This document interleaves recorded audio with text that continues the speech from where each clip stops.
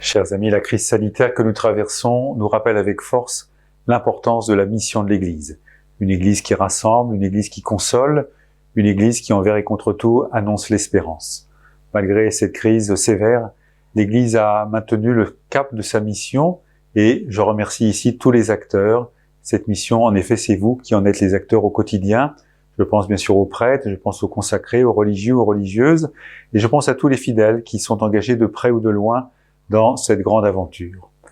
Pour accomplir cette mission, depuis l'origine, vous le savez, l'Église a besoin de moyens financiers. C'était vrai du temps de Saint Paul, c'était vrai dans les Actes des Apôtres, il y a cette grande collecte de l'Église pour Jérusalem, mais cette générosité ne peut être que le fruit du don de chacun d'entre vous.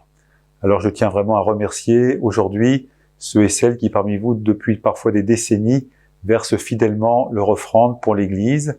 Merci parce que cette générosité est souvent discrète, elle est souvent cachée et elle exprime une vraie compréhension de ce qu'est le mystère même de l'Église. Le denier de l'Église, dont je vous parle aujourd'hui, est un moyen essentiel de cette collecte. Rappelons que l'Église n'a aucune autre subvention. Le temps du carême dans lequel nous sommes nous invite à la générosité.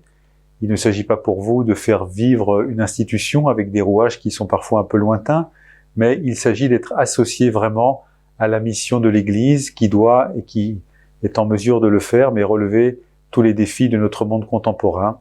Alors, un immense merci pour notre diocèse, pour votre générosité, et recevez l'assurance d'entrer dans cette belle communion ecclésiale, et aussi recevez l'assurance de ma prière fidèle pour vous chaque jour.